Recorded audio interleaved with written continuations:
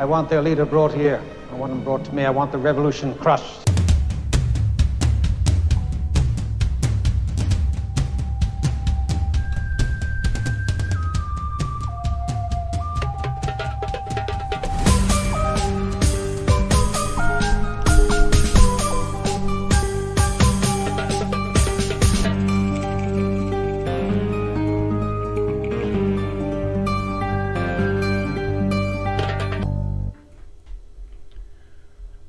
Assalamu alaikum and welcome to the Mad Mamluks. My name is Sim. Along with me is my one and only co-host. Assalamu alaikum, everybody. Just a solo or not duo. A duo. It's kind of like a solo because you're the only one that's probably doing everything. I'm just here. I'm the audience. Shababis, and Shababettes. Shababettes. I like Please that. make sure. Sounds too Jewish, though. Shababettes? Yeah. Sounds like Shinbet or something. Sabbath. Yeah. Anyway, sorry. Yes, please, announcement? Please hit that like button. Throw a comment in the comment section below. And subscribe if you haven't done it already. Thank you so much for your support. And patreon.com/the Mad Mamluks. For every little bit of your contribution goes directly to the podcast, to the maintenance of this podcast and the upkeep. This whole production is your effort, so you're all part of this effort. No one is making a nickel off of this. Appreciate that. Sheikh, make dua for them. Yeah, just checking the stream. We'll make dua for all of us, inshallah. We need it, man. No, Things are about... Let's put some effort in there, Sheikh. Yes, no. They're giving their money. No, I'm not talking about that, bro. I'm thinking of so many different things right now, bro. We're talking about Patreon subscribers. Okay, I know. We need a special prayer for them. This being an Islamic-centered show, we try to operate under that umbrella, under that framework, if you will. No, dude, you know one thing I just did this like a knee-jerk reaction now. Anytime someone says keep them in your du'as, I just automatically, my brain goes towards Gaza. Automatically. It's like, even though I kind of know what you're saying, I was half paying attention while I was checking the stream, but yeah, you were talking about Patreon, but the tone when somebody says is keep them in your du'as, all of a sudden it just shifts automatically right there. It's like everything else gets blocked out, right? But one thing that really pissed me off is like, you know it's going to happen, but how things are done so openly. And I hate to start this off this way. Yeah, that's fine. Go ahead. Yeah, it's just so many things are crowding my mind right now. But yeah, the cherry on top is the 45-day notice that the IDF gave to AlJazeera in Ramallah to shut it down. They came in and multiple masked soldiers from the IDF came in to the AlJazeera office, gave them a notice, and said for 45 days, that's basically how long it's going to take for them to rummage through that whole place and pillage it, just for 45 days, just so we can weed out, look at the wording, just so we can weed out any threats of terrorism and anything like that. But after 45 days, we're going to reinstate this if we don't find anything. Right? So, but that's not it. It's like, you know that's expected of that Zionist entity. But then when you have the almost like a dirty black magic of these representatives of the IDF and Zionist Israel of like being almost very magically persuasive of why they have to do that, right? In the sense of, no, look, freedom of speech is very important, we get it, but we have to actually do this because they can be helping out Hezbollah and they can be helping us, so we need to weed up. Yeah. And you know, it's the same exact story. They fired rockets on us, so Israel has to defend itself, and it's exactly what happened a year from now. Yeah. It's the same thing that happened a year ago. Let's They're play a just clip. revisiting. They're just revisiting everything.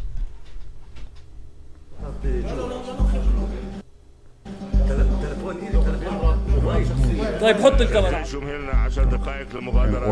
وهذا قرار عسكري صادر من قائد المنطقة الوسطى في الجيش الإسرائيلي ويأمرنا بأن نغادر حاليا وبشكل فوري هذا المقر وأن نأخذ أغراضنا الشخصية منه والكاميرات. الجيش يمهلنا 10 دقائق لمغادرة المقر والمكتب ليتم إغلاقه. في البيان الذي لديك وليد تسمع. طب ناخذ احنا نروح يا عم نروح ندفع. انت قلت لنا انه بنقدر ولم يسمحوا لنا حتى بأخذ سياراتنا. كلها العدة مصادرة أعطيني إياها إذا بتسمح. خلص بناخذها بنبعد. العدة مصادرة إذا بتسمح بلا. طب ناخذها احنا بنروح إذا بتسمح يا عم نروح ندفع. انت قلت لنا انه بنقدر نشتغل هون بالكاميرات.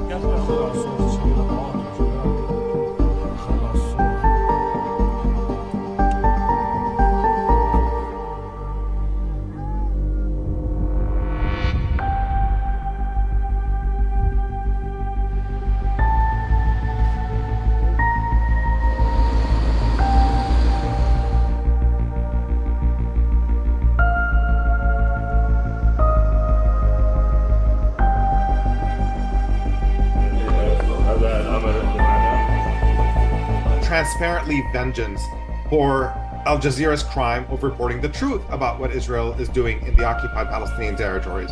The offices of AlJazeera are in Ramallah, and Ramallah is Area A according to Oslo Agreement, which means it is under the Palestinian Authority. Oh, that doesn't matter. Security and civil-wise. And the license of the office of AlJazeera in Ramallah was issued by the Palestinian Authority. So Israel has no right, legally speaking, to close any office in any place in Area A or B. Yet they did it. And that means that Israel has practically eliminated any role or any authority of the Palestinian Authority. And we are back to the situation of full occupation.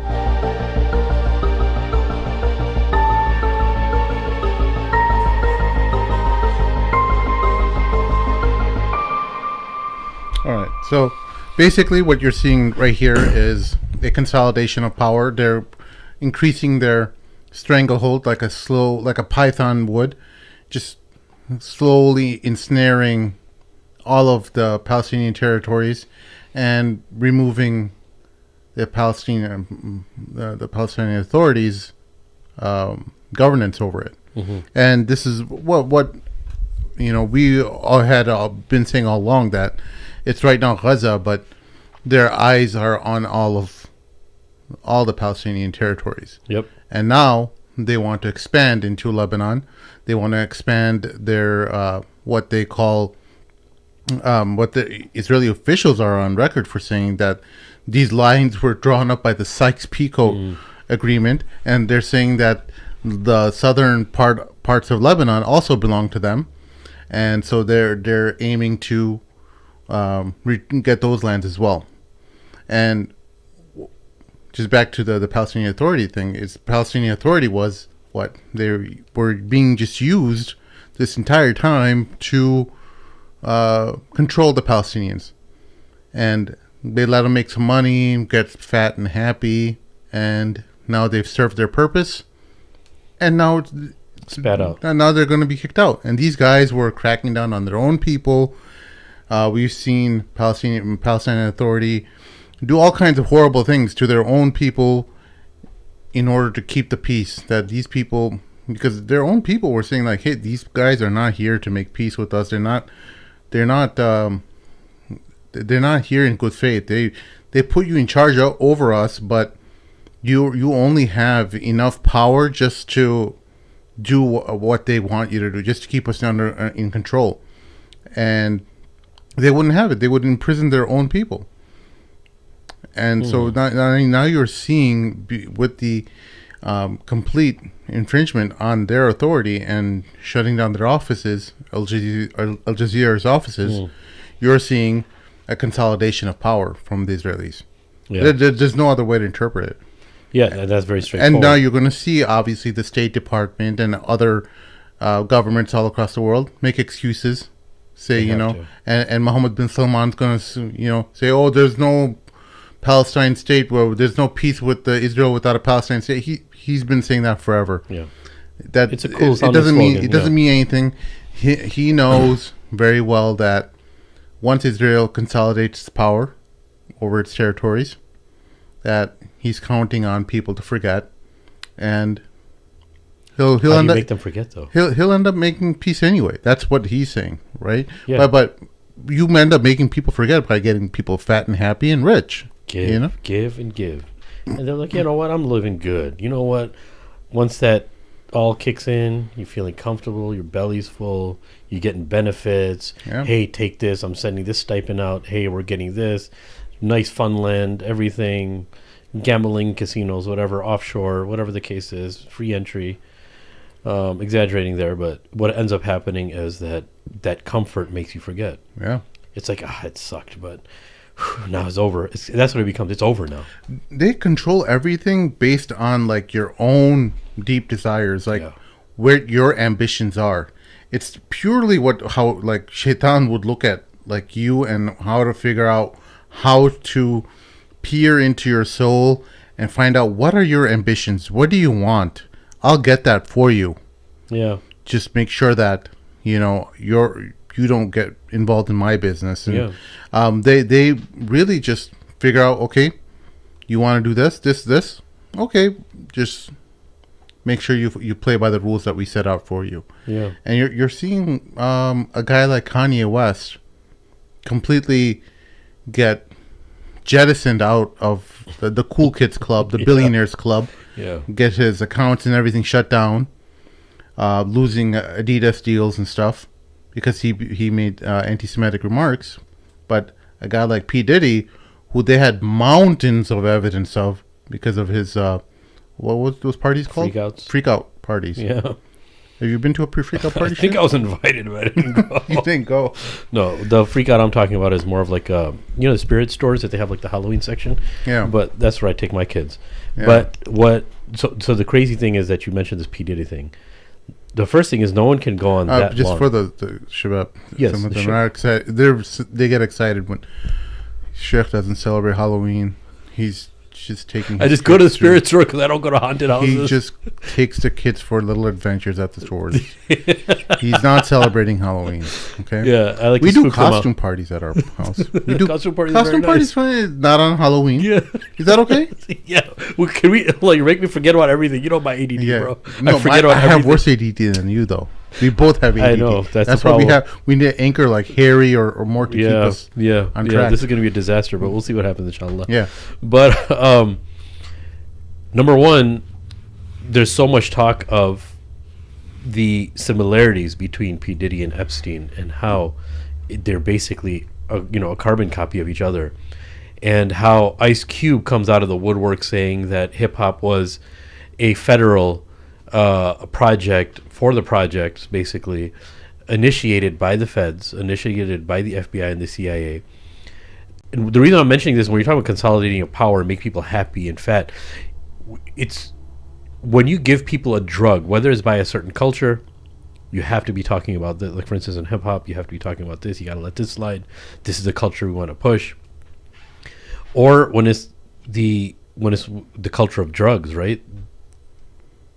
When you control a people by so many different means, including drugs and alcohol and fentanyl, this war on fentanyl, it's all, I don't know, in my opinion, it's a whole bunch of BS, but how a lot of these drugs came in was in order to get the excitement of the people to keep that stronghold. So strongholds are obviously done on a war level or an oppressive, tyrannical level, which is happening in Palestine, but you keep people very busy with things, man, and you're starting to see in the Middle East, like drug use going up. You're starting to see so many different types of cultures and crimes, together, and it's becoming very, very problematic because now people are in that process of forgetting little by little. Give them some drugs, make some of this legal, do some of this, have this stuff going on, have some crazy raves, but have it in the outskirts, but have it designed as a magnet, and that's what ends up happening. People, and then they're like, it sucked what happened, but that's what it ends up being. Unfortunately, it sucked that it happened. That's what. Well, I don't want to be this downer, but the way the world is going, and you see like Turkey saying, how dare they treat the Palestinians like animals. Okay, that's it. A year later, bro. Like, yeah, I know you're probably tied up and you can't do a lot of things, but that's what you're just gonna reprimand a little schoolboy. That's it, So now this whole thing with Lebanon, everything's spreading. I mean, it's just these things are just like taking up so much real estate in my brain right now, and at the same time I'm trying to think like what's happening, and then you start to see these different things that you're just buying at the store and consuming, and you're like, dude, how many different plans are we a part of, right? Not to get conspiratorial, but like how many things slip through the crack, and how many things are actually poisonous that we're consuming, giving to our children. You know what I'm saying? It just opens up a whole new thing, because I don't know, it just it's crazy how much Israel got away with. The crazy thing is we understood that these things happened. We just didn't know that they were going to be so bold to openly talk about it. Like that video I sent you of the tour of Gaza's destruction, as if they're watching a fireworks show. And they're so open about it. They're literally doing tours to watch the destruction of Gaza. Children, bro. And you see those children, those mothers' laps, and they're like pointing, and you see a baby who's sleeping. They show this innocent little baby sleeping on this woman's shoulder while she's pointing out to her other kids, look, there's a missile coming in Gaza. Look, they're watching it like it's a fireworks show, dude. I saw that. I was like, dude, because it's so confusing. You see this innocent little baby in her lap, and you want to believe that that baby, inshallah, is going to grow up to somehow find something wrong with all of this. But being immersed in that type of cult, yeah, and that poison, how is that child not going to become like that? You know, and it's crazy how they did that. That just threw it out, because when you show children, that changes everything, and it confuses you even more. But anyways, there's a lot to talk about. A lot going on. Here's that video.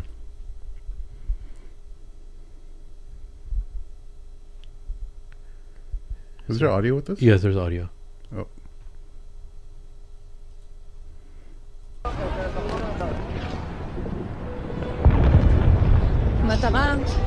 Killed and starved to death.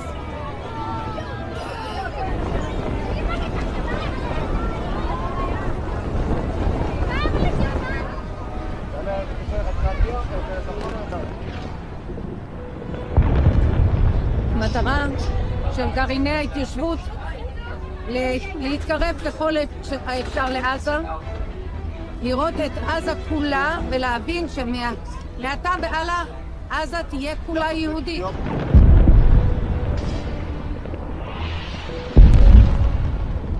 בעזרת השם, עם ישראל ינצח ונזכה לבנות ולראות בשוב השם לציון ובשוב עם ישראל לחבל עזה.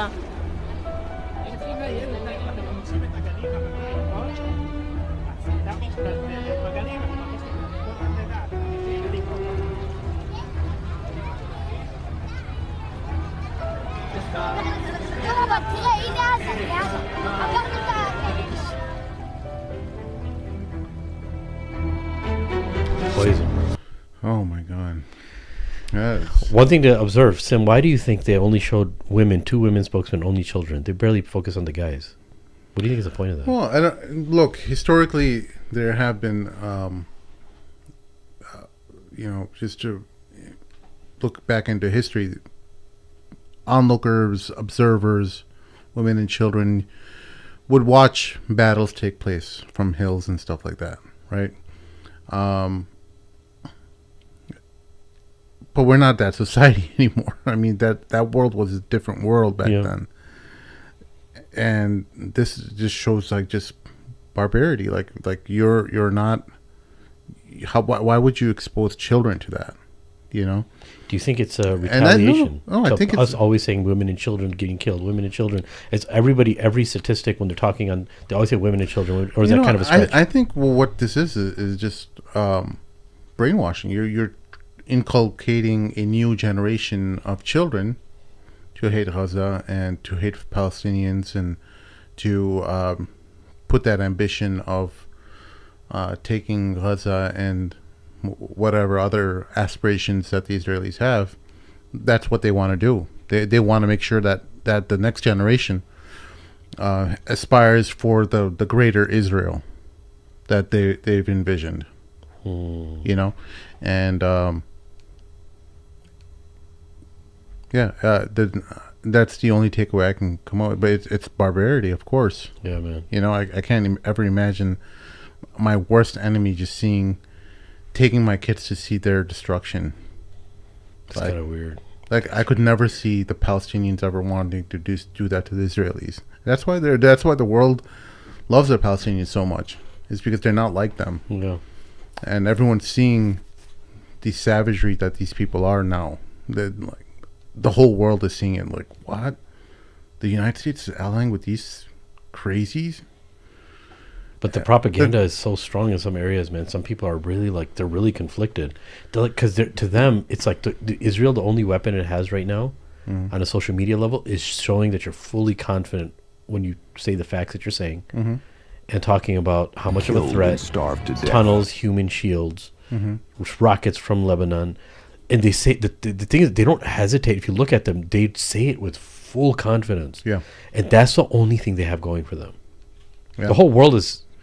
And the way they argue, it's like I said, it's like magical. It's like it's almost as if they believe. They say it as if they believe it. I think some of them actually do that aren't living there, or they have to. Like freaking, I don't know how PBD's guy is still. Is he still like all convinced and? Oh, Adam? Yeah. That guy's he's an Israeli. No, I know. So he's not gonna budge at all. He doesn't show any sway or anything, does he? No. Nothing at all. They're fully.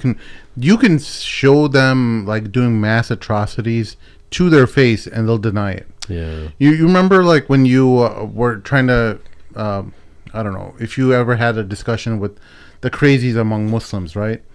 The ISIS supporters and stuff. You could show them like anything, and they're like they wouldn't budge. Crazy people. That's the thing. Like their mind is just so fixated on what their belief is that their whole being collapses if that truth is wrong or shown to them to be wrong. You'll see them like just making excuses, or some of the smart ones will just try to not even just talk about it at least. But as far as openly admitting to their whole life being a lie, I just don't see that ever happening. It's scary stuff, man. I mean, it's such a fundamental thing to be objective, and I think that's what Islam puts in us, to always aspire to the truth, to always seek out, always be questioning things, your existence, your purpose, your surroundings. Everything all around you should always be questioned and have a reason behind it. And there's such an engagement of your mind with the reality, with being Muslim. And it's so tragic when I see Muslims just like consuming crap or online through their feeds and stuff, and just not even questioning. He sounds confident. Scott Ritter sounds really confident about this, and so sounds really confident about whatever, and like, did you really sit down and do your homework and really think about it? Because a lot of people are sounding confident these days. Everyone sounds confident online. You can't become any kind of social media personality or anyone worth their salt without sounding confident about something. And your people are just like, well, he sounds like he knows what he's talking about, and that's the rationale about. That's as far as they go to investigating anything. Ultimately, I've also wondered, like, how much do I blame people too for that? Because they have their own problems, they have their own lives. They're struggling. They got bills to meet and bosses to make happy and families to feed. And how much are they going to investigate every single thing that they learn online? That's how it's easy to weed out people, because the ones who are actually loud, a majority of people aren't going to be able to be loud. A majority of people aren't going to be able to read through everything. So it's obviously the majority is going to be silent, right? The silent majority. The rest of the people, it's easy to weed out who's an activist, who's not, because they're loud. They have a megaphone, right? They got a good reach. So that's why they're so easy to track, especially in the advent of social media, right? Yeah. Because the average person, they don't got time for that, bro. They don't. It's so sad. Like, I can't imagine, but like sometimes you wonder, like, through your life, why did you experience this bad thing and that bad thing? And it just, you realize, like, well, if you didn't, and you just were like everyone else, coasting through life, living a life of mediocrity, just staying under the radar, hoping for that magical finish line of 70 years old. Or what's the age you can retire in America? 65? 68, something like that, right? Yeah. That finish line of 65 years old, and you made it, and finally you can retire. That's what all of our parents, when they came to this country, they were just kind of like in that mindset of just prepare for that retirement. You know, you got to prepare for that retirement. That's and to the extent they're right, but it's one thing that you keep that in the back of your mind, but you still pay attention to the world and what's around you, and while managing all your things, that can get difficult too. So, you really have to take what someone and anyone has to really want to have the right ideas in their mind. They have to be serious about wanting correct information. Like, hey, I want to be right about these things. I want to draw the right conclusions about events. If I have X, Y, and Z wrong, and I'm trying to I'm trying to make sense of anything, all the ideas that I'm coming up with will also be wrong, because if I have these important historical events incorrect, or I don't have knowledge about them, I'm just making completely uninformed opinions, and I'm building off of those uninformed opinions and making more new you're just going into a deeper and deeper hole. Yeah. With just uninformed, incorrect opinions. That's what, sadly, sometimes you'll see, like, conspiracy theorists and stuff. They do a lot of homework in reading other conspiracy theories. Yeah, right? Sounds like me. Sounds like me. Swear. I think I'm so smart when I'm researching conspiracy theories. Like, a few days later, I talk to you and Morton. I'm like, damn, I'm so stupid. you really have to parse through this stuff, right? So and I don't blame people, because like they haven't really studied. They didn't take things like history and political science and social studies and sociology and psychology very seriously. They just thought, I just have to pass these classes to get my degree, and I'm done, and I'm not going to really interact with these ideas very much. I'm just going to learn enough just to pass the class and just be done with it. And so here's where a lot of this sometimes you understand fundamental truths about how the world operates through these things. When you take these ideas a little bit further, and you have a bit of a critical analysis of any kind of idea or any kind of event someone's telling you, so for what's that one thing that they always say? BlackRock is behind all of the LGBT stuff, right? Is that BlackRock, or what's that conspiracy theory where they always say that one major I've heard BlackRock hedge fund, or I think it's BlackRock, right? Yeah. And they say that they're behind everything. Okay, well, if that's true, okay, well, how is it? How do we figure that out? Or like, where did you come up with that?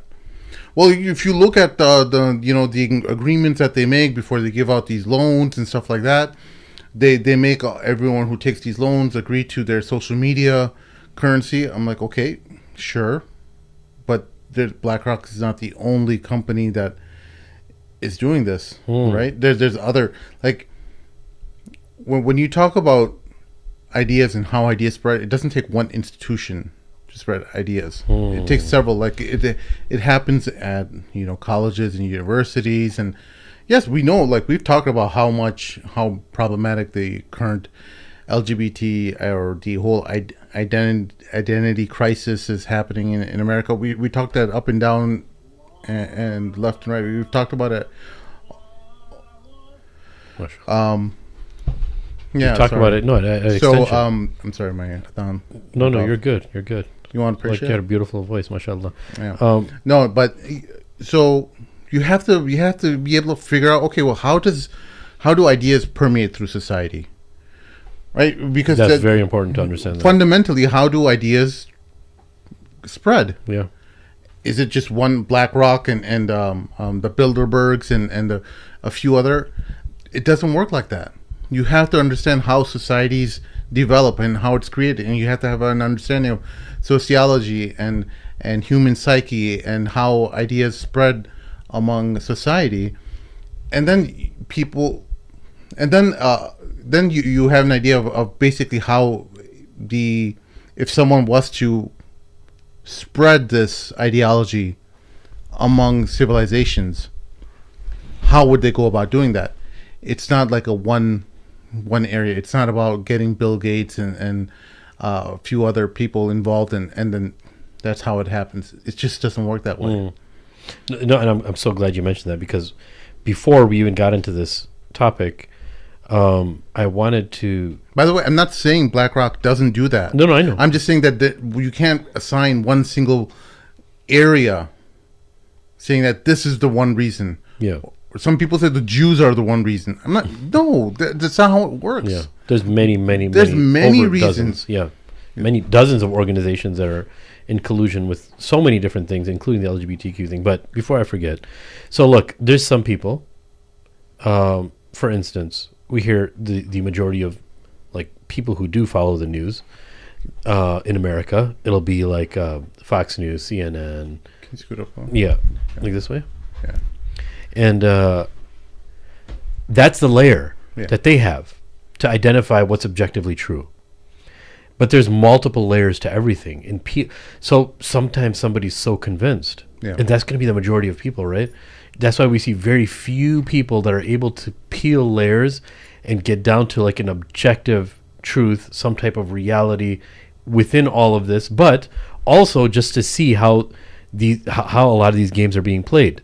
Now, the other part of all of this is the deepest layer. You'll have the smallest of the smallest group of human society that are going to reach that level, which is why it's scary, but it's natural. It's going to happen, which means a majority of people are going to be what? Misled with misinformation in all times and places. That's why it's scary. But the last thing you mentioned, I think goes hand in hand with this, is that how ideas spread. How are ideas, how do they spread? How is there a way to make them spread? Coming from, a very, malevolent, evil way of getting to people? And is there a good, wholesome way? Right?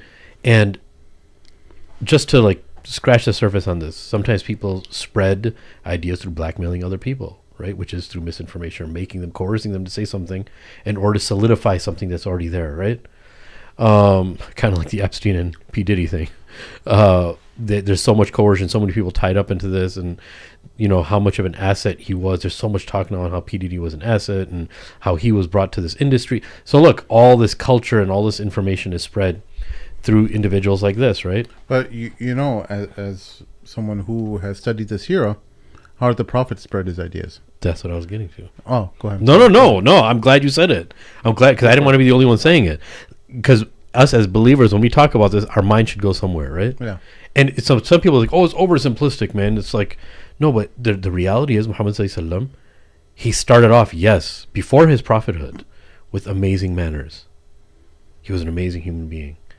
He had what no human could have ever had. And it happens to be that Allah prepares that one person to go and talk to the people about directly what is wrong with their society. Directly, it's head on. There's no other way. But also, who did he choose? I mean, who were the first followers?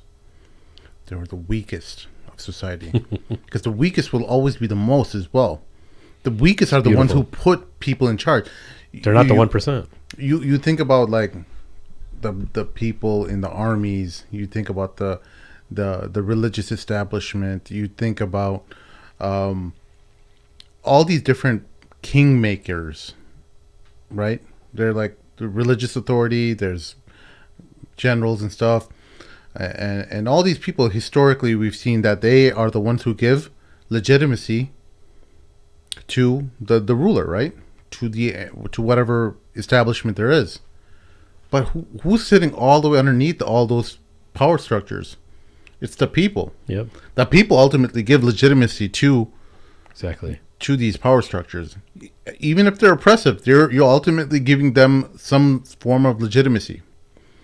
yes, they may be oppressing and be violent to you and stuff like that, but they're still a manifestation of you in some way. Yeah. Yeah. However cruel that sounds. And we've seen many different cruel dictators, and there are facets of that society that are expressing themselves through a horrible leader like Bashar al-Assad, right? We're not saying all of Syrians are bad, but there are plenty of Syrians that are. And they've established or somehow have taken root in society, and they've received some level of credibility that, hey, I have the faith of the people to be their ruler. They've given me enough currency, however despotic I am, so they've given me some form of legitimacy to be their leader. And you know what the crazy thing is, like, the prophetic way is always through this struggle. It was a gentle struggle, right, in Mecca. Gentle in the sense of on behalf of the believers. They had to be gentle. Gentle in the sense where there's no retaliation, right? But look at what the greatest way that Allah tests the prophets and the people who follow the prophets is that the word spreads, because we're talking about word spreading, is by shaking, by number one, by starting with addressing the poor folk, the peasants, if you want to say, right? The people who aren't on the upper echelon of human society. But the reverberations of that causes discomfort to the kings and the kingmakers, like you said. Now, how is the word supposed to spread then? By them trying to discredit the da'wah. Yeah. Because when they start discrediting the da'wah, that means they're scared. Because they're not calling to anything evil. Like, everybody likes purity. Yeah. Muhammad ﷺ, they knew that he was pure. Like, did they actually believe he was calling to something evil? Of course they didn't. They knew nothing evil could have come from him. Even though they're like, no, of course he's not a liar. Are you crazy? When their own dudes were saying, no, let's just call him a liar. It's like, are you crazy? He's not a liar. They had nothing. His enemies had nothing but good to say. Which means that because of his righteous actions, but also challenging, not saying like, hey, you know what, I'll worship with you one day, you worship with me one day, we're just gonna do this together, and eventually we're gonna conquer them. He never did that. Yeah. And it was against his prophethood to do that, right? But rather, it's like, no, he's gonna discredit us. And guess what's gonna happen with them discrediting us? What's after discrediting? Because I'm related to them. I'm the most beloved person to them, and they're still gonna kick us out and they're gonna torture us. Even though I'm the most beloved, because that's how arrogant they are. They're satanic. Yeah. Right? They inherit from the shayateen. They inherit from Iblis. Where that he's not going to do sajda to Adam alayhi salam, even though Allah said so. He's right there. And they're right there. He was an angel to them. Right? But they weren't going to bow. Right? They're not going to give in. Because of that arrogance. And he wasn't calling to evil. But he was calling to them getting rid of this thing in their nafs and the shahwa called power. And it's one hell of a drug. I mean, you think like Donald Trump and Kamala Harris love everything for American society? They want to be on that drug, which is the most powerful human being in the world. Bro, think about it. Being the most powerful being the powerful person in your house can be a drug, bro. You know what I'm saying? People listen to me in my house when I say it's a great feeling when everybody follows suit, bro. Yeah, it is. Imagine 300 million people in the whole entire world fears you, bro. Yeah. He doesn't do it because he loves them. He just, it's everybody knows that game. But Muhammad ﷺ, it wasn't that. He was always with the poor. He's resurrected with the poor. He loves the poor. But he's showing how powerful, if you follow what Allah says, that the poor, the 313, a big portion of them were poor, who went to Badr, changed the entire world. And they all came from disenfranchised great families, a majority of them poor. But he's showing that these people, these are who the angels are going to come down for. Yeah. So when you undermine that from our deen spreads and word spreads through just dealing with people, giving them dawah, giving them what to expect from this deen, whatever. That's why we do this. I mean, we talk about these political issues because we're trying our best to let people see things for what they are. Like, this is what's being talked about in the news. Look, peel some layers, right? Peel some layers and look at the hikmah of finding the truth about something and how, this deen spread. So I think the mindset of people, there's obviously a lot of change that needs to be done, but look what Allah even gave us as a favor. And this is the last thing I'll say about this. When people talk about certain things, meaning the elite in the upper echelon, the kingmakers, as you said, when they start talking about certain things, Allah's making that a form of dawah for us, even though we're not doing that dawah, right? I always use that example. I use this with my students, high school students in Islamic school, where I showed them a skit of Saturday Night Live when ISIS was really big, and Chris Rock and a few other guys, they were, in this parody skit in SNL of Shark Tank, right?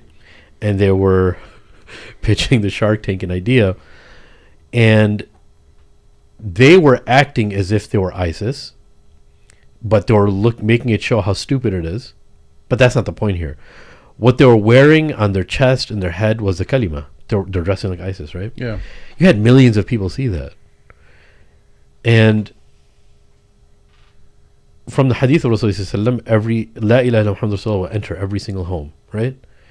And then you had this onslaught of this revival of Islamic spirit when Donald Trump, basically a king,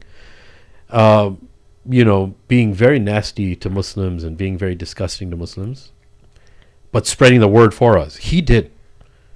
9/11 did so much for Islam, right? Mm-hmm. And I'm not saying in sense I'm glad 9/11 happened.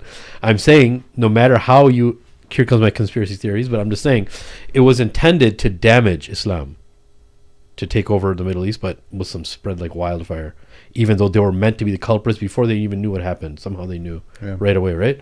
That's the point. That's the angle that I'm coming from, as far as 9/11 is concerned. But even with the presidency of Donald Trump and his run before being a president, he did so much awakening for Muslims.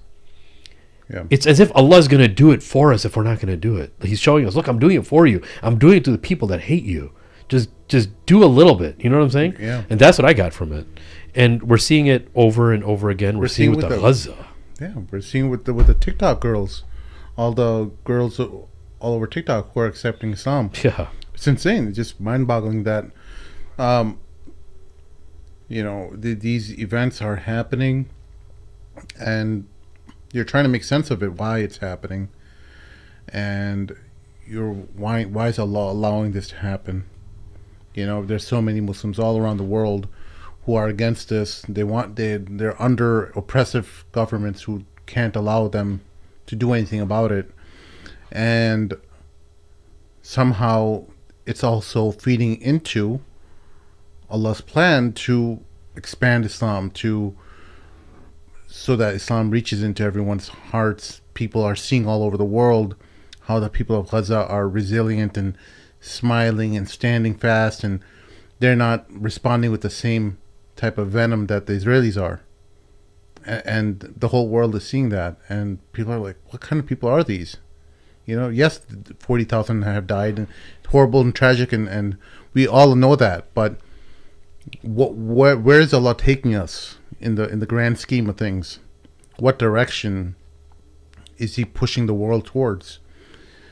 Is the big question, right? And that's how we're seeing now with how they're treating the lives of the Lebanese who they're bombing indiscriminately. Yeah. Imagine if Hezbollah killed 800 people that were killed altogether. Yeah, I think almost 1,000. No. Yeah, as of late, yeah. Imagine if they did anything like that to the Israelis. They would have started launching nuclear weapons at them. Completely violating a sovereign country's domain and killing their civilians. This Armageddon-like past that Israel has, and the world sees it. One thing that keeps all of this together, it's a great question. Where's Allah taking us with this? The beautiful thing about not knowing is that we have to surrender to the qadr of Allah. There's so many people. There's a dude that's, working with our family, meaning does landscape work and stuff like that. This guy just goes through difficulty after difficulty, bro. This Hispanic dude is such a hard worker. Really? So he works so hard. That's remember I was telling you I went to go meet him yesterday. I think it was yesterday. This guy just can't catch a break, bro. He has no credit. He can't get a house. He can't even rent a house. The person that was supposed to rent them a house, he actually had a house, but some dude messed with his contract and he got an attorney involved. He, as is, doesn't have that much money. His work's obviously very independently, and that's how he makes his personal contracts with everybody. So this guy, he lives in a motel. That's the only thing he could live in. He ends up paying, I don't know, a few $1,000s a month on his hotel. He only has him, his wife, and his dog. And the guy is just really sweet. He's really nice, does everything he has to, works really hard, goes above and beyond. He's working with my family and like friends of family and stuff. And right when he gets all of these contracts, this is where Qadr comes in. And I was trying to explain this to him to the best of my ability. Because of the language barrier thing, And his car gets repoed because he couldn't pay his thing, and all of his tools are in there for all of his work. Man, this guy has a minivan, puts all the seats down, all of his tools for everything. This is the only way he makes money, and his keys and everything for his public storage thing, because he works at the flea market on the weekends, right? Everything's in that van. It gets repoed. Then he needs money to get it out, right? And now this guy is borrowing money from people to get his car out of the impound, out of repossession. And that money is just going to go, when he charges those people that helped him out, that he's going to be doing projects for, it's all just going to go to pay back that repo, right? So he's not really making any money, right? Because it's like a debt before it starts, before getting paid. So he's paying that back. And I was trying to explain to him, like, look, we have an understanding that if God loves you, Dios loves you. That's one of the few words I know in Spanish. Loves you. Sometimes I have to Google stuff and translate. Then he tests you, but you have to believe, and you have to believe correctly. Yeah. But everything that's happening in the world, the glue that keeps all of that together, because a lot of it doesn't make sense of why and how, or how we can understand sometimes, like 70% of the time. But why we don't. Which is why we just have to understand Qadr, man. If we don't have Qadr, and we don't just submit to Allah that everything happens because Allah wants it to happen, He may manifest the reason to me in this world or not. And I think that's the most important part. It's whether the truth, and I find out why it happens, I have to find out. No, brothers and sisters, look, man, there's some things that happen which you're never going to find out. You've been tested. You're some of the majority of things you're not going to know why. If you do find out why certain things happen, you understand the wisdom of it. That's beautiful. Yeah. But you're not going to know the actual reason. Only Allah knows. That's why submission is really important, and that's why we see the brothers and sisters that are holding, very, very steadfast with Gaza, and not losing their marbles because of just this open oppression that the whole world is okay with, is because of their understanding of Qadr. That's it. That's the only thing that's keeping it together. Yeah. If you don't have your understanding of Qadr, man, it's very difficult to live in this life, dude. It hurts me when people say, "Oh, he was too young to die." Oh, he's too good of a person for this to happen to him, right? I hear Muslims say this too. I heard Muslims say that. Oh, my father passed away. I'm glad he's looking down on me right now. It's just a culture that we absorb, but it's a difficult thing, man. But anyways, let's talk about a little something positive, don't we? Well, we can't, because we have to first talk about what the subject was about, or at least the YouTube title was about. Oh, yes, the brother who was executed. Yeah. So Marcellus Williams was executed last night by the state of Missouri. His conviction was in 2007 originally, I think, was related to a woman who that he was convicted of killing. She was stabbed brutally multiple times. The appeal process went on for many years, where there was no DNA evidence, there was no forensic evidence that was tying him to being the killer. But apparently the whole thing would wait on the testimony of one of his cellmates, who said that he was the killer, and who said that he had confessed to him that he was the killer, and someone else, I think one of his ex-girlfriends or something like that.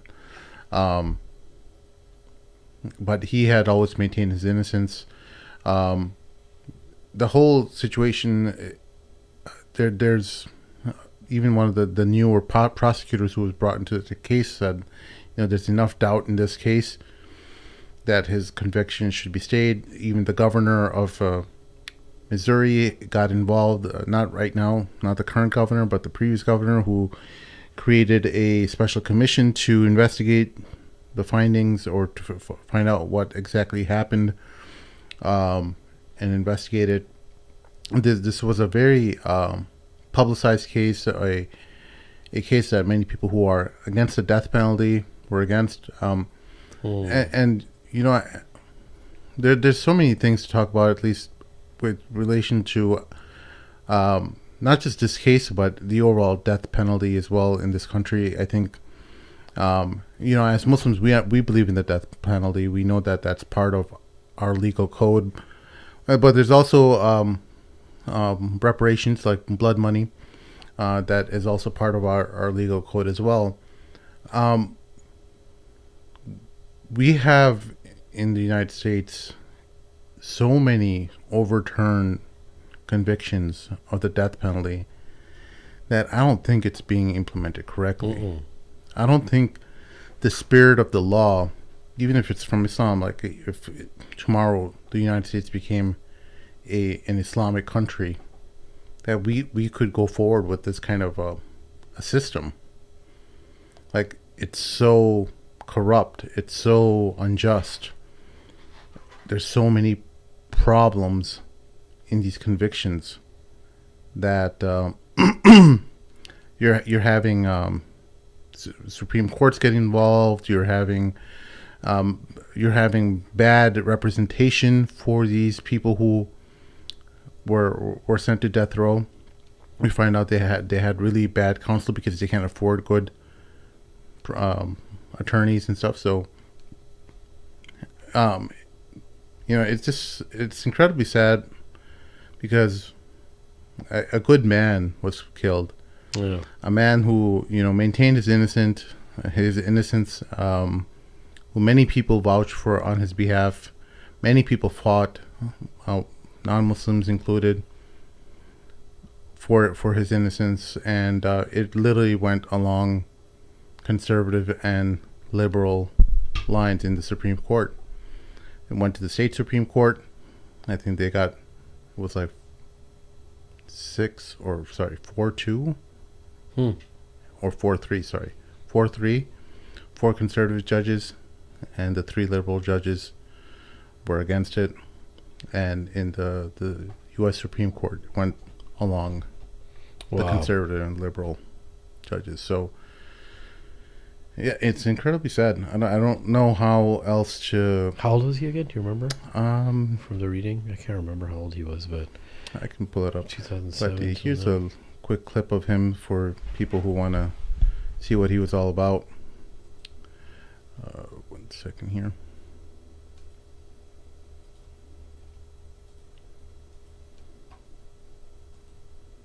Allah determines, you know what I'm saying, I'm satisfied with it. Whatever, you know, so I already been right there at that moment. And I, you know what I'm saying, there's nothing changed about it. You know, I'm still, like I said before, I don't believe in the system, the criminal justice system. I don't believe in it, you know what I'm saying, to that degree. But I know that it can be used for good as well. So if good come out of it for me and for my family and for all those that's been supporting me, then all praise be to Allah. There's a little supplication that the Prophet Muhammad, peace and blessing be upon him, he used to say, "Oh Allah, if life is good for me, then give me life. If death is good for me, then give me death." You know what I'm saying? So that's how I feel. You know what I'm saying? I say the same supplication. So yeah, I'm at peace, of course. To say it in that manner, bro, that's something else. Like, you know, when as you mature and you get older, there's certain things that you used to think about, and then they end up playing its course for you, and then you there's a phase where you begin to come to grips with it, and then you're convinced of it, and then, but when it comes to like life, and imagine being wrongly convicted and being in jail for that long, and then saying that I put myself, like, what do you think, how many nights did he have in preparing to even say this in the manner that he just did? Like, I put myself in that position so many times. Imagine that roller coaster that somebody has to go through, and they know deep down that it's wrong. Yeah, it's one thing. It's like, yeah, I did it. I screwed up. I deserve it. You know, prepared for it. I did it over and over again. I deserve it, right? That's one thing. I get that. And even that is very difficult. But this is something else, bro. Here's his last statement. Official last statement of offender, Marcellus Williams. All praise be to Allah in every situation. And he became Muslim in prison. Yeah. Yeah. And I saw the petitions, man. It just, I mean, it doesn't matter about late or not late. Everyone's death is decided whenever, but I just read those petitions. I think I got like 3 days ago, maybe a week ago. Yeah, millions of people petitioned all across the country. Yeah. But alhamdulillah, man. It's an awakening. Every one of these, man, Allah uses people as martyrs for awakenings. He's shaheed, inshallah. Look, all this was just a reminder for the believers. Imagine his brother's life in this prison, and his execution was just a reminder for the believers. That's what it comes down to. And it's so amazing that Allah uses people for again, the qadr thing, right? It's the sacrifice, man, that has to occur of somebody's life. That's why we say shaheed, inshallah, man, because if it is, then alhamdulillah. For some people it's hard to hear that, but it was worth it. If there's shahada involved, you know. Yeah. But that's qadr, man. It's such a, you can't delve into it with your human self too much because you're going to be in for a bad dream. He was known to be a poet as well. So I'm going to go ahead and read one of his poems in memory of him. He wrote about the Palestine conflict and about Gaza. I don't know about this. How do you find this? The perplexing smiles of the perplexing smiles of the children of Palestine, despite the actions of the few and excessive retaliation.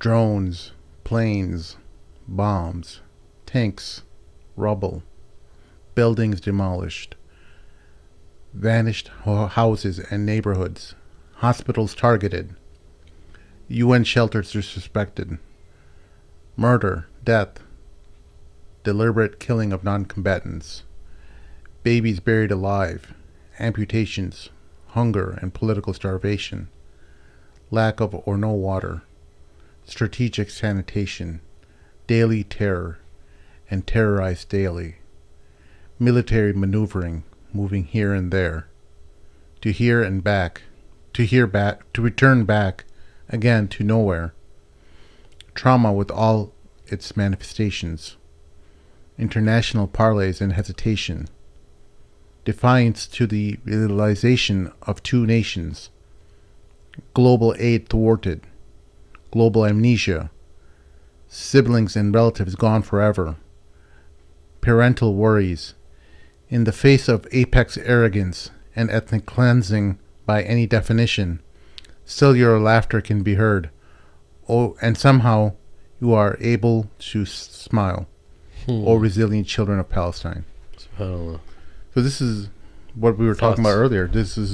He wrote a poem just about that resilience, that love that those people still have, in spite of everything that was been done to them, in spite of people taking boat rides and watching them laughing at them as they die. Satanic, bro. That it's just. Yeah, the beautiful thing is even him in his prison is able to get that out, that poetry, man. That's amazing. Even him in this sentence. Shout out to all of our listeners in prison. There's a lot of incarcerated individuals, listeners of our show. Deepest respect and love to all you guys who are listening. I get so many messages from those brothers, and I'm unable to respond to all of them, but I do my best to at least respond to everyone in some kind of time frame. So I apologize if I haven't responded to anyone, but know that I do always respond. It's just not very quickly. I don't know.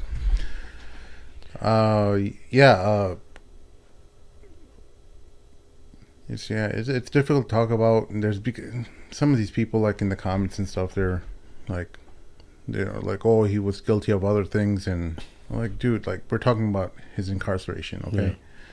Like, was he tried for those other things? I don't know.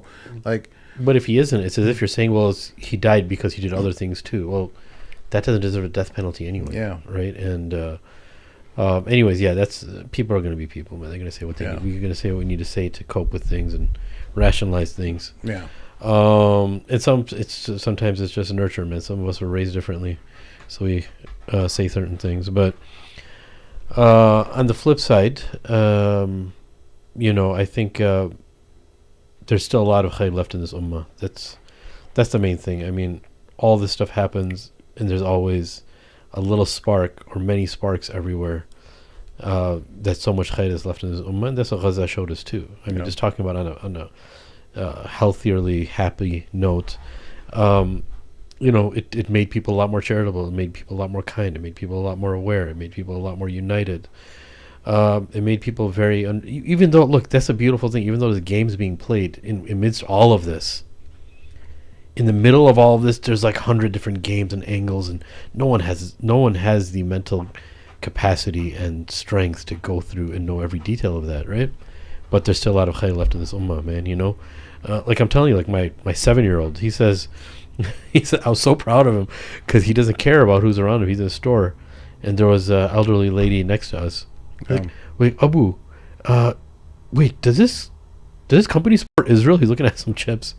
Because like the Frito-Lays and Doritos and all that kind of stuff. So it's this awareness of Gaza, and we thank Gaza for raising our children of things we couldn't raise them with. Our children are instilled with these things, and it's a beautiful thing. I mean, this is how generational change occurs. Sometimes it's through events, sometimes it's through education, and sometimes events are the best type of education. But other than that, man, I think we just got to keep going, and we're going to be fine, inshallah. Finding a sense of whatever Allah's qadr is for us, Yeah. The listeners are saying he was 55 years old. 55 years old, subhanAllah. I think it was in... I think it was in... The whole thing's been going through the whole prison, through the whole court system for almost 15 years or something. I think, or 20 years. I think that some of the people who even testified against him have died. The former prison cellmate or whoever. So there's not a whole lot that they had to build a case on. And even the victim's family said, like, don't execute him, just keep him in prison until they figure it out, So until they figure it out, that's crazy. Yeah. But anyways, you got any other things, Sheikh, you want to talk about? Just a little bit here and there. As far as other than just forget about current events right now. I'm worn out, bro. I'm aging, bro. I know. But speaking of aging, there's this new tradition, which is a good, healthy tradition of people building gyms in their own homes. Oh, yeah. Which is very, very important. I think it's really important. And I came to the conclusion for myself, not everybody has a beautiful, elaborate gym in their house, but for myself, dude, you know what I figured out is you can get these mats, and I'm getting somewhere, just hang on with me here.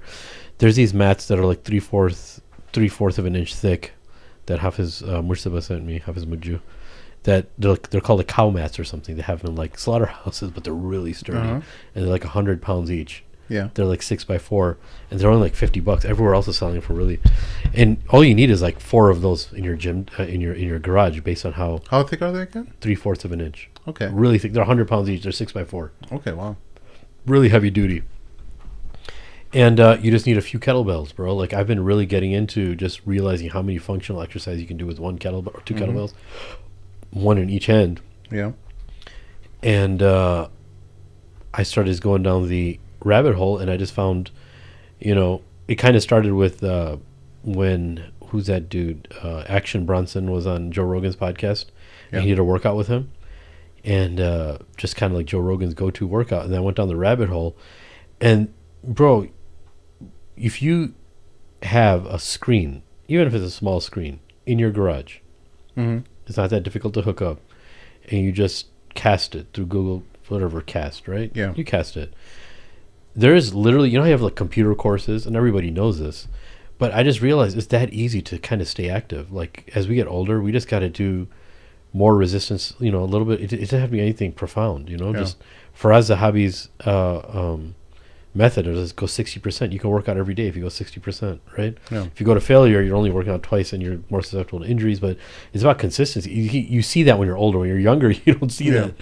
But that's so. I think that the physical fitness portion of ourselves and our lives and what we consume is very, very important.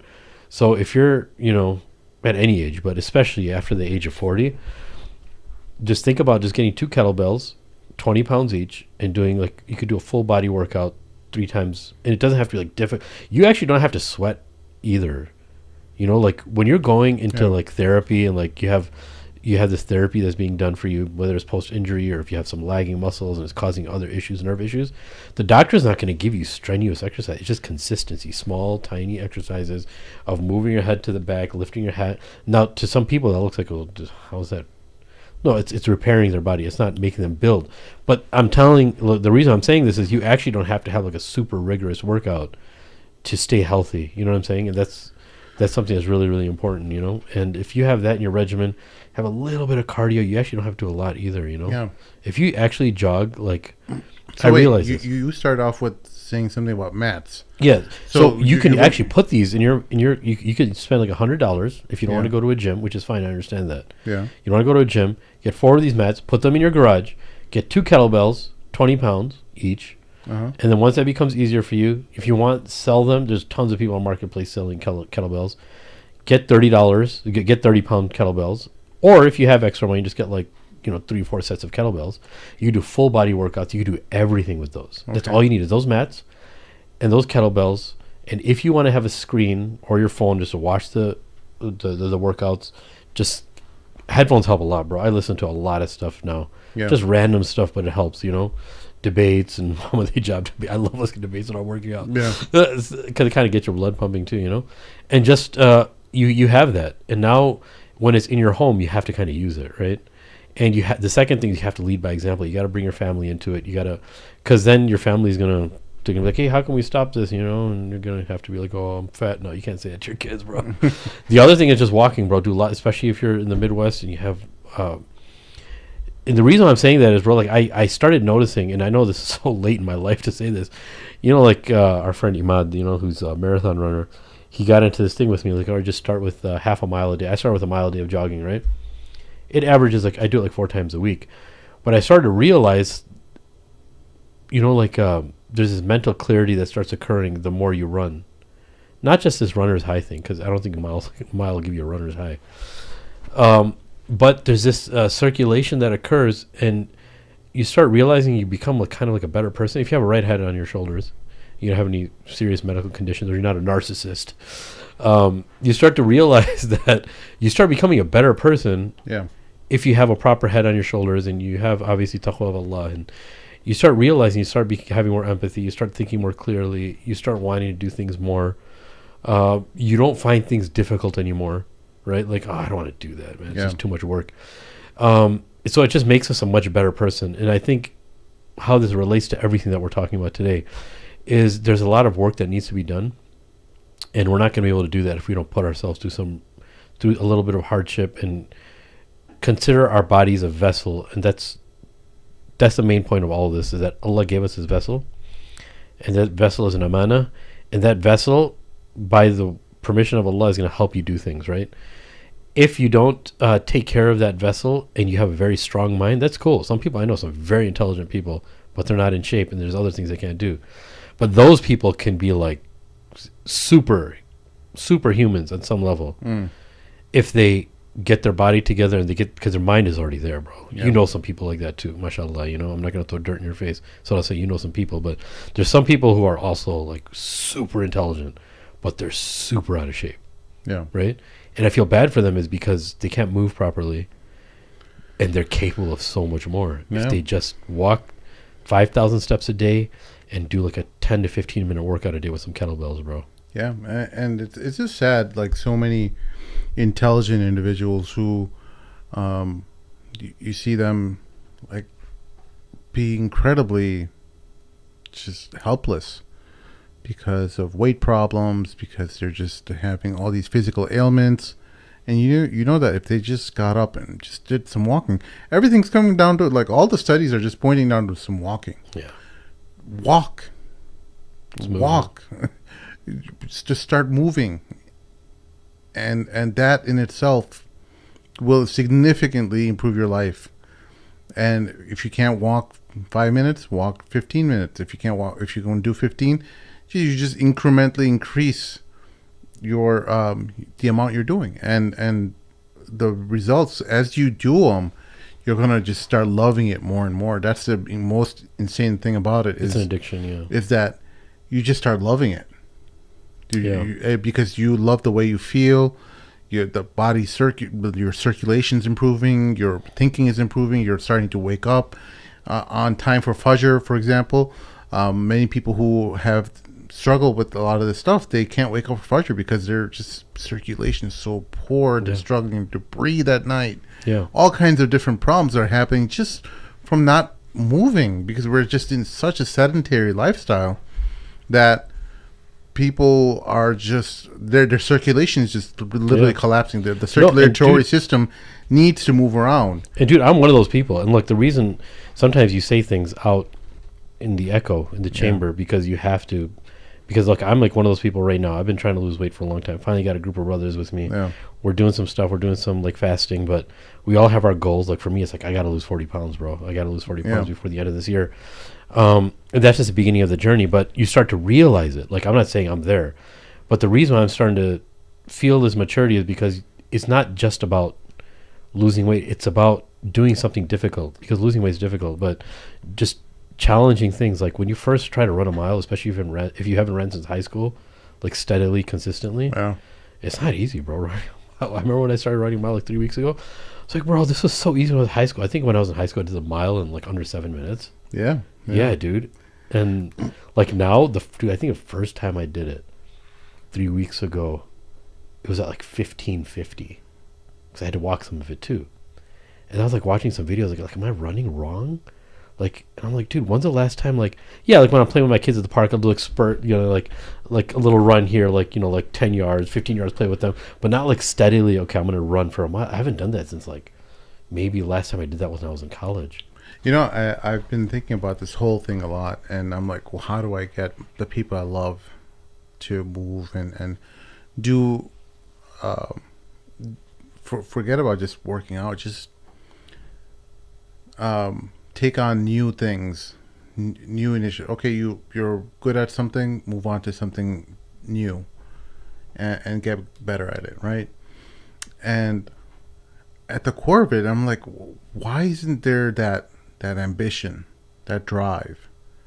And I was just looking at myself. I'm like, okay, well, I was in this period in my life. What was missing within me? Exactly. Yeah. Because we've all been there. Right? It's easy to forget about it and just like point like, oh, look at that loser, or I'm not saying you're a loser. It's just like, look at him. But everyone's been there. Whoever's been working out or whoever's accomplished a few things, they've been at a place where they didn't. And the benefit or the insight that we can provide is at least that you have to take your life seriously. You have to realize, like, I have this one life. And when I'm 70 years old, I want to be able to say, I put it all out there. Like, who likes feeling regretful and helpless at 70 when your whole life's pretty much passed before your eyes and you have very limited physical capabilities? Even at 70, you can still do a little bit of, but you don't want to you don't want to live your last years in regret. Like, that's the worst thing. Like, you were given the best religion, you were given the best advice, you had the best company around you, you had people who are giving you all kinds of different advice and motivation and uplift, and it would just be such a waste. What a waste. Like, you're in the pinnacle of human civilization. our listeners are in Canada, United States, UK, Australia. You're living in the best times. You have the most resources available to you. And what did you do with it? Squandered it away? Like, I like video games. I like movies. I like stuff like that too. But I know what my priorities is every morning. My most least productive day, I still get way more done than the average person. And I'm not trying to boast. I don't want people to think. I know how much work like you do. Even while I'm sick, I got vaccination shots recently, like a couple weeks ago, and I was just miserable. Really? Like I got multiple ones. So these weren't COVID. I don't believe in that crap. But no, I know the flu and stuff like that. But it put me under, But I just couldn't stand around being in bed, laying around, making excuses. I just had to keep moving. I had to, So Sheikh was talking about my gym that I had built. It's actually right through this door. Hopefully, if you guys want to follow me on Facebook or something, I'll post them up soon. There's just some last finishing touches left, and it's to inspire, though. It's to inspire. Yeah. People. Hopefully, you guys draw some inspiration. I'm not rich. I just took my garage and I converted it to a gym. I'm like, this is the cheapest way I could do it. No, that's what inspired me. I was like, if this dude did this, I was like, bro, I can actually build a gym in less than maybe $100 if I really wanted to in my garage. Yeah. And I don't have to have a gym membership. It's just, but the beautiful thing about it builds brotherhood too. You invite people over, you work out together, you eat together, you do all that kind of stuff. It's a beautiful thing. It's a beautiful culture. The other thing is, look, man, we have to really pry into ourselves. You have to find what your weaknesses are, man. You have to know, because look, comfort for some people, that's their drug, Yeah. And you just want to be comfortable. You're like, yeah, it's difficult to get out of bed, but man, as soon as those hunger pains come, I just want to eat what I want to eat, and then that ends up becoming your drug of choice. And look, and now, like you mentioned, we have so many resources. That's also the issue. Like, no one's saying it's easy. When you're surrounded by resources, and there's no threat in front of you, you're naturally gonna have to fight 100 times harder than people who've had in the past threats in front of them and scarcity of food. Right now, it's like you're bored. You just open the fridge. You're like, yeah, you're not even hungry. You just open it and eat something. So no one's saying it's not easy, but you have to do it. We have to. There's plenty of reasons, man. Like, I get you Sheikh knows he's had to slide my discs back in place. I have a lower back problem, and I need some stretches done where the discs move out of alignment, and it involves like a lot of maneuvers, and somehow, some way, it comes back in place through a lot of adjustments. And there's so many reasons like why I could just say, you know what, hang it up. You have this going on in your life. You have that responsibility. You have this pain, that problem. Why do you want to do anything else? You have an excuse. You can tell Allah. Like, there's many times that comes in my mind. I'm like, you have an excuse, Sim. You can tell Allah that you tried your best, but you had this problem, you had that problem, you had that responsibility, and you had work, and you have people depending on you, and you don't have to do anything more. Yeah. And but then what I do, I'm like, no, I'm going to learn Arabic. I'm going to dedicate a huge portion of my time every day to learning Arabic. And so it's the first thing I do every morning. It's the middle of the day. I learn Arabic again in the evening. 3 times a day.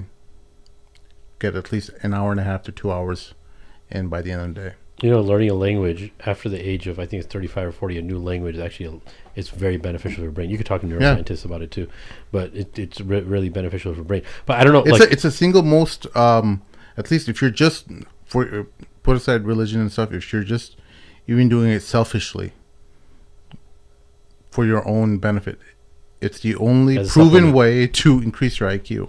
That's amazing. To learn a new language, or even learn an instrument, for example. But these are things you can do to improve your life. Like, we don't have control over the way we look. We don't have control over many aspects of our charisma and our appeal to the world. But you do have a certain element of control that God gave you. Your brain, your faculties, your ability to make yourself decent, presentable, and shape. These are things that are within your control, and these are things that you have some level of responsibility. I would argue a high degree of responsibility to maintain. And you ultimately have to say, like, hey, you know what? This is my one chance. Like that's it, Yeah. and then it's over, and then I'm not gonna go out like this.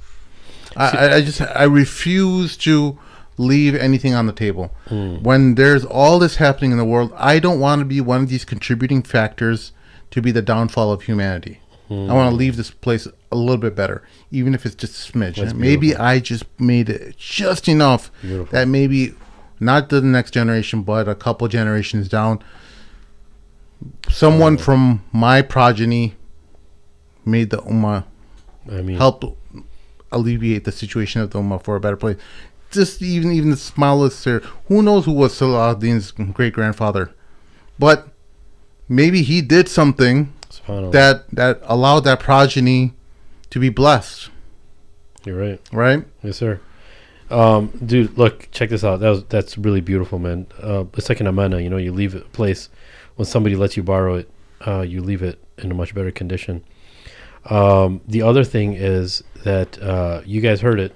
So if y'all, another powerful tool is you look at people in the camera and you say, if y'all see me getting out of line and you don't see me making improvements on a weekly basis, y'all got to call me out. Like, hey man, I thought you were supposed to lose 40 pounds.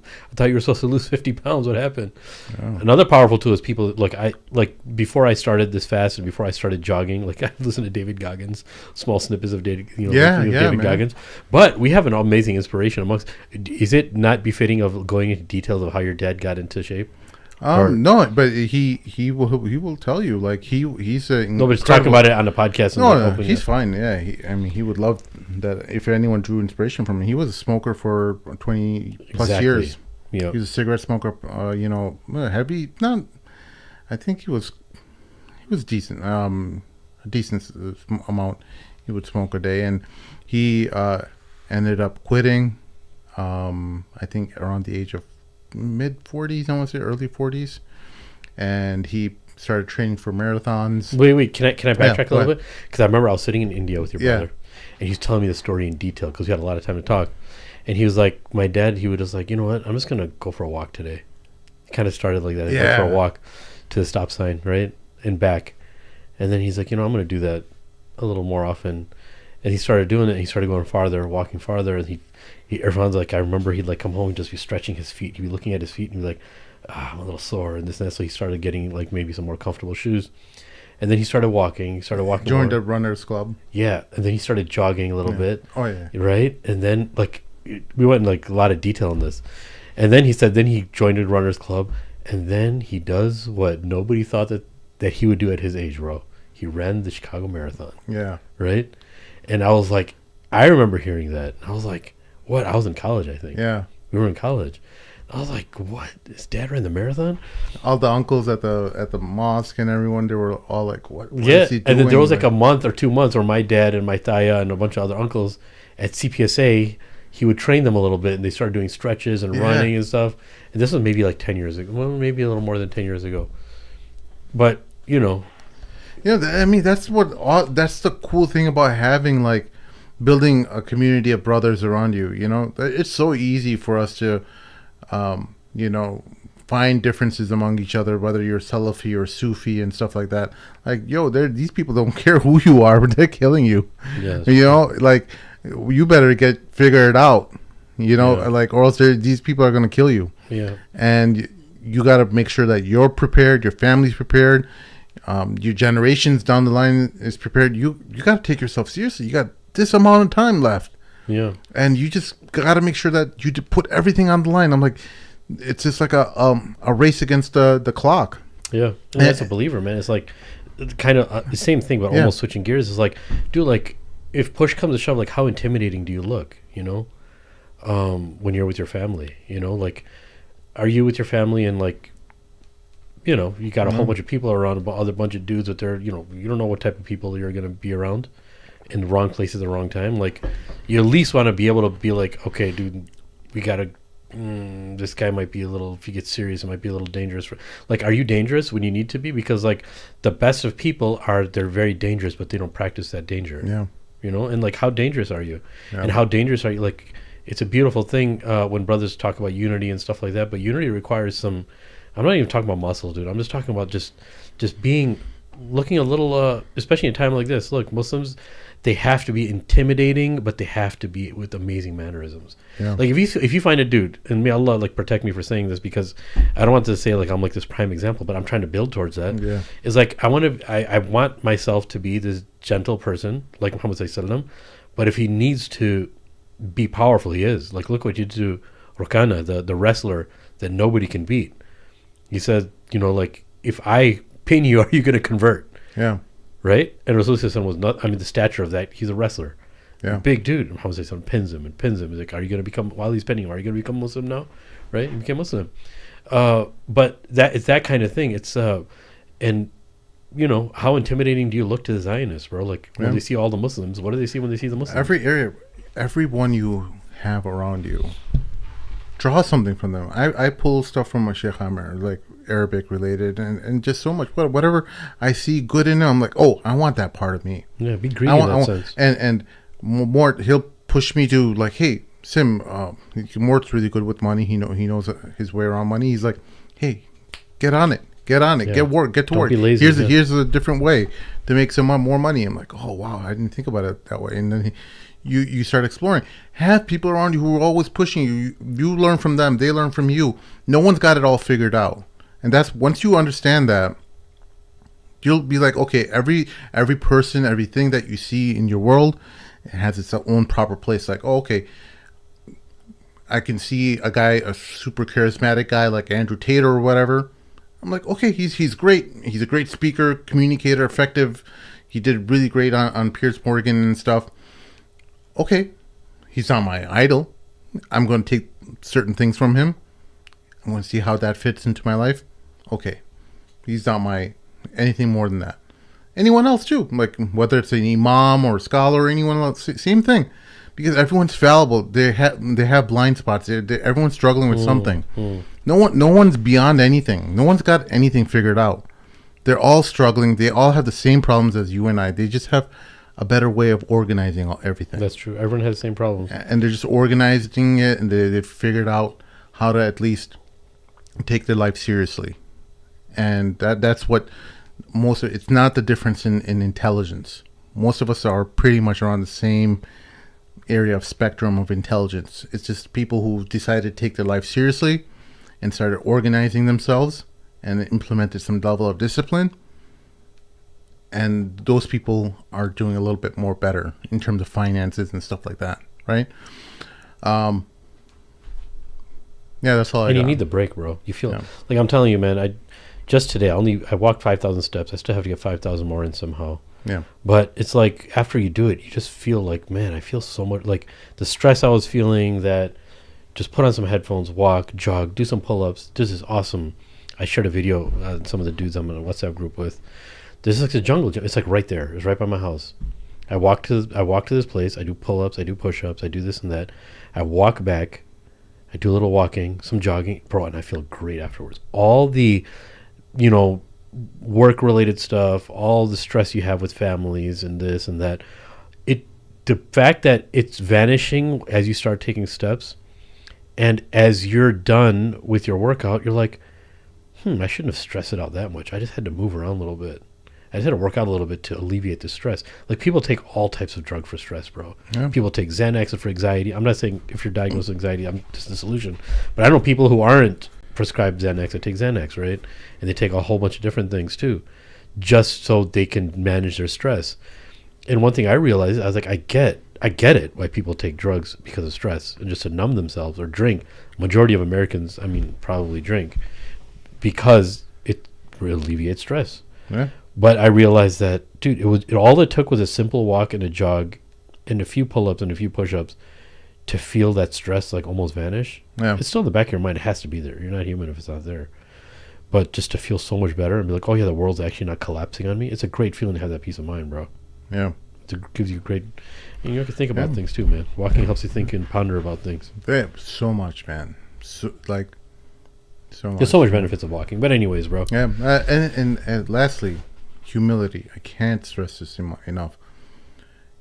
In order to absorb anything good from anyone, you have to realize, you have to have a level of humility to allow that to even come in to your headspace. your headspace won't open up without humility. If you think like, oh, what do these brown guys know? They're brown just like me. Yeah. You know, like, okay, go. Tafaddal, go for it. Tafaddal. Go for it. Figure out, you know, why are you on here, you know? Yeah. If you already figured out everything, you know, why are you living your basic, boring life waiting for death? You haven't done anything in your life in terms of anything beyond you where you could improve the world in a little bit better place and leave it in a little bit better place. Okay. Have at it. You figured it out. Clearly, us brown guys, we can't give you any benefit. You know more than us. I don't help those people out, man. I like those people that they're just Debbie Downers. I don't like being associated with them. I don't like them around me. They those kind of people just are like the plague for me. They could be Muslim. I don't care what they could be. They could be incredibly good Muslims, at least in terms of their ibadah and stuff. But I don't associate with myself. I like people around me who are just like, hey, give me good ideas. Give me good ideas. Yeah, that's a great. I got good ideas from my own too. I got ideas. I got things to share with you. I want to do some good things. I want to leave this better place. Like, bro, I will go out. I will drive hundreds of miles for these people, or fly to meet people to help them make sure that they got everything they need. That's like, legit, dude. That's like, it's a great feeling too. No, helping people makes you feel great, dude. Dude, I just love people who just take their life seriously. Like, it's so refreshing to see, like, hey, yo, you feel like you could do something. You want to do something. You're in a privileged situation. You see your place in the most fortunate situation in all of history. You have everything at your disposal, and you're not taking advantage of it. And you're just letting these guys just walk all over you, and because they can't do anything in Palestine and India and stuff like that. They're dirt poor. They can't afford anything. You have to be their rescuer. You have to talk and raise awareness and do everything you possibly can. Yes, sir. Yeah, sometimes for some people they don't have the ability to speak. They could do other things. They could do production. They could do things in the background. Everybody fits in somewhere. Yeah, dude. but everybody fits. It takes a level of humility for even that too, man. It's like sometimes you can't be the star, right? And you have to realize, like, sometimes you're just going to get credit with an anonymous account. So many people on Twitter who do a lot of pro-Palestine work under anonymity, but they don't get any credit. That's true. They don't get any credit for all the work they do. There's a few I don't want to mention because who knows what kind of baggage they bring along. I don't look through every one of their posts, but there's a few people who, one guy like Megatron Ron, like I love his like feed on Twitter. He puts out a lot of useful stuff, but he's got like some picture of the Transformer Megatron on it on his face. No one knows who he is. But he's doing as best as he can, you know, raising awareness. You don't get much money from Twitter, by the way. You get like maybe $25 to maybe $100 a month, depending on how much. Definitely not the equivalent for how much you're posting. You know, it's the amount of effort you're putting. You're not getting a livable wage from it. Let's just say that. That's crazy. But it's things to think about, you know. It's we all just have to figure out, because it just seems like this is. Do you see a light at the end of the tunnel right now, like with Israel expanding into Lebanon? There's no end to this. I just feel like we're headed down some really dark roads, and we better buckle up real quick. We got to get prepared in every way possible, that whichever way we can find, we just got to get prepared. I can't tell you, like, do this. Do everything you possibly can. Work out, eat healthy, raise awareness. Save up some resources. Educate your family, you know, save up. Do everything you can, step by step. One step at a time, because it's going to get really bad. I don't know how much of it's going to affect the United States, but I'm telling you right now, the world's losing a lot of faith in the United States. The entire world is. And their standing is collapsing real quick. And a lot of their super... You ever wonder why Russia and China don't say anything about what's going on? They're like, if our enemy's making mistakes, keep letting them. Observe the mistakes. Just let them keep making mistakes. They're not... Of course they're pro-Palestine. China and Russia are huge pro-Palestine. But they're not going to say anything because they don't want... They know the United States is finding themselves into another quagmire, another problem. And why should they stop them? Right? So... That should be, we should talk about the next show, inshallah. That's important. Yeah, man. All right. Thank you, folks. That's our show for this evening. We'll see y'all next time. Assalamu alaikum. Assalamu alaikum. Hold me accountable. I'm looking at y'all. Oh. You want to be held accountable? Okay. Yeah. We'll follow up on your goals in a couple months, Sheikh. I mean. Take care, everyone. Assalamu alaikum. I want their leader brought here. I want him brought to me. I want the revolution crushed.